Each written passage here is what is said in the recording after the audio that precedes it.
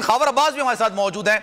अंदर की खबरें क्या हैं, क्या सोच विचार किया जा रहा है, कब तहलील की जाएगी, हुकूमतें पंजाब की हो या फिर केपी की हो, उनसे जरा मजीद बात करते हैं। खबर अब्बास, ये कल भी एक इजलास हुआ, इजलास होने के बाद फवाद चौधरी साहब ने गुफ्तगू भी की, तहलील के हवाले से तौसी कर दी गई जनाब की तहलील का जो फैसला है खान साहब का उसको तौसी कर दिया जाएगा।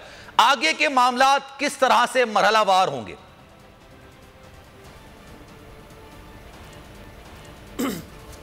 सलमान, देखिए, सबसे पहले तो जब ये इजलास चल रहा था तभी बोल न्यूज़ ने यह खबर अपने नाजरीन को पहुंचा दी थी कि असम्बलियाँ तहलील करने के हवाले से बड़ा वाज़ेह फैसला है और जितने भी ज़्यादातर इनके मेंबरान थे, कायदीन थे, उन्होंने यही मशवरा दिया था कि हमें असम्बलियाँ तहलील करनी होंगी, जिसके बाद हुकूमत के पास कोई चारा नहीं बचेगा इंतखाबात कराने के हवाले से। मगर इसके साथ साथ जितने भी कानूनी आइनी पहलू हैं उन पर भी गौर करना बहुत ज़रूरी है, जिसकी वजह से बाबर अवान साहब और बैरिस्टर अली ज़फ़र साहब भी उस इजलास में मौजूद थे और मुख्तलिफ पहलुओं पर मशावरत हुई है।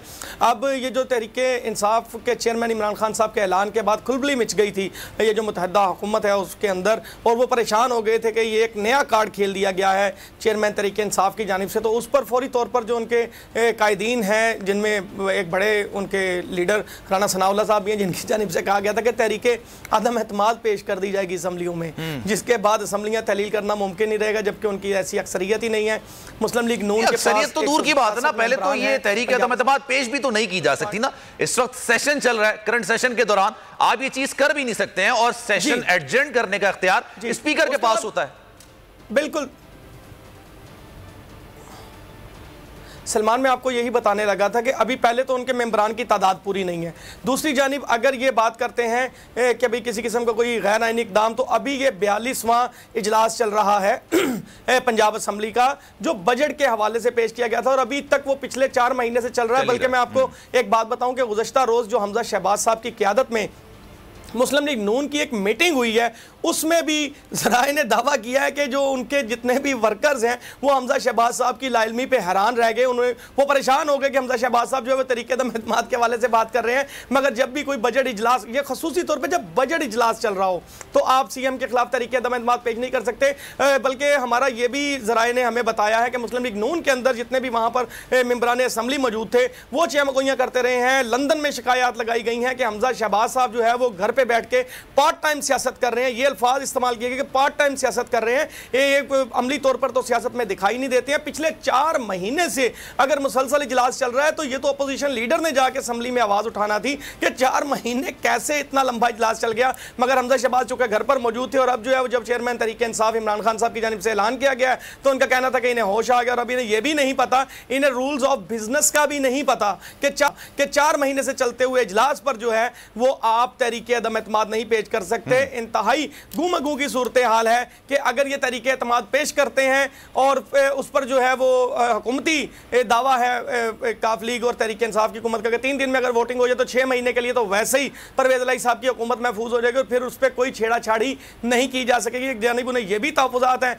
दूसरी जानिब उन्हें यह भी तहफ़्फ़ुज़ात है कि तरीके अदम एतमाद पेश नहीं करते तो असम्बलियाँ तहलील कर दी जाएंगी। इसके लिए कानूनी मशावरत का सिलसिला जारी है। गुज़श्ता रोज़ जो वज़ीर आला KP के हैं उनके साथ और जो बाकी कायदीन के साथ तफसीली मुलाकात हुई, उसमें इस फैसले की तौसीक की गई। आज जो है वो परवेज इलाही साहब से मुलाकात होना थी, मगर वो इस वक्त पिंडी में मौजूद है और आपको पता है कि वहां पर मौजूद होना भी परवेज इलाही साहब का किसी बड़ी खबर से कम नहीं है। तो अभी तो देखें कि बहुत सारे सरप्राइजेज हैं जो तहरीके इंसाफ जो है वो हुकूमत को देने जा रही है। के हवाले से अभी कुछ भी कहना कबल अज़ वक्त आपसे मजीद ही बात करेंगे, खबर हमारे साथ मजीद भी बात करेंगे आपसे। जमील फारूकी ने भी मुझे ज्वाइन कर लिया है, लेकिन कानूनी मामला पर जरा पहले बात कर लेते हैं। अजहर सिद्दीक साहब हमारे साथ मौजूद हैं।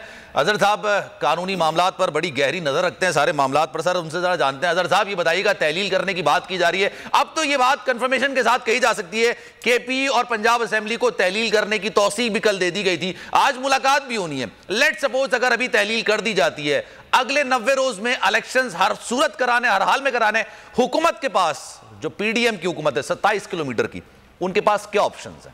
अगर आप मुशीर होते तो क्या ऑप्शन देते हैं? बहुत शुक्रिया। डे बिफोर येस्टरडे मेरी इमरान खान साहब से बड़ी तफसीली मुलाकात हुई थी और इमरान खान साहब के पास अभी तुर्क के पत्ते बहुत हैं, अभी सिर्फ यही नहीं है, याद रखिएगा। अच्छा, और 2-3 और तुर्क के पत्ते हैं, वो किस वक्त इस्तेमाल करते हैं। अभी तो सिर्फ देखे ना कि पहले दिन उन्होंने बताया कि जनाब मैं मुस्ताफी हो जाऊंगा, वो सिर्फ देखने के लिए, नब्ज चेक करने के लिए कि क्या कहते हैं। अच्छा, ये समझ रहे जी इस्तीफे आ जाएं, इस्तीफे ही सिर्फ होंगे तो कोई बात नहीं, हम लटका लेंगे नेशनल असेंबली की तरफ पे। जिस तरह आपको पता है कि वहां का स्पीकर है basically hands in gloves with election commission of Pakistan, सारे आपस में मिले हुए हैं। मगर ये नहीं पता था उन्हें कि जनाब इतना बड़ा ऑप्शन जो है वो असेंबली तहलील करने का मौजूद है। असेंबली तहलील अगर आप कॉन्स्टिट्यूशनल प्रोविजंस पढ़ लें, 105 पढ़ लें, 106 पढ़ लें, 136 पढ़ लें, 112 पढ़ लें, वो सारों को पढ़ लें अगर, तो एक बात तो बड़ी वाज़ेह है कि कुछ ये समझे बैठे हैं कि जनाब पता नहीं गवर्नर को एडवाइस को आगे कर सकता है, एडवाइस को पीछे कर सकता है, गवर्नर आज मैं सारी बातें आपको समझ। आर्टिकल 112 बड़ा क्लियर है, असेंबली डिसॉल्व करनी है, एडवाइस करना है चीफ मिनिस्टर ने, और लिखा हुआ है 48 आवर्स में डिसॉल्व करनी है। अगर नहीं डिसॉल्व करता तो ऑटोमेटिक कौन सी एडवाइस और क्या ये बात होगी खत्म यहाँ तक।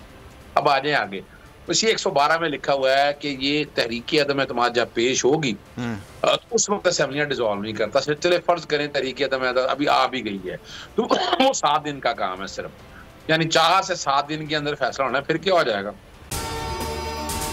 जनाब अगर ये वीडियो आपको पसंद आई है तो लाइक पर क्लिक जरूर कीजिएगा।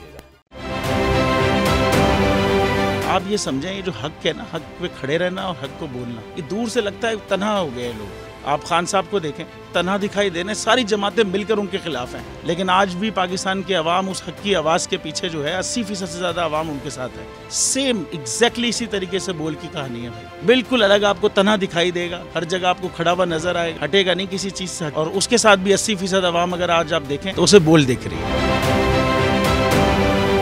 जाली केस है ना, ये हम पे उस वक्त बनाए गए थे जब हुकूमत यही थी, इन्हीं लोगों की हुकूमत थी ना। और ये जाली केस, इनको मैं नहीं कह रहा इस केस को जाली केस, इनको पाकिस्तान में क्या पूरी दुनिया में एक ऐसा शिकायत कुंदा नहीं मिला, एक ऐसा कंप्लेनेंट नहीं मिला जिसने ये कहा हो कि हमारे साथ फ्रॉड हुआ है। तो ये खुद ही बन गए कंप्लेनेंट, और ये खुद ही इन्होंने खुद ही इन्वेस्टिगेशन की, उसकी खुद ही तफ्तीश भी की, यानी कि कंप्लेनेंट भी है, इन्वेस्टिगेशन ऑफिसर भी है। और इन द एंड इन्होंने फिर उसके बावजूद ये कोर्ट में जमा कराया कि जी ये केस जाली केस था और इसमें किसी किस्म जो कुछ एग्जैक्ट कर रहा था सब लीगल। ये मेरी बात नहीं है, ये इनके इन्वेस्टिगेशन ऑफिसर की बात। सबसे ज्यादा व्यूज और सबसे ज्यादा रेटिंग के साथ बोल आज भी रहा नंबर 1 पर। सब्सक्राइब करें और बेल दबाएं ताकि कोई खबर रह न जाए।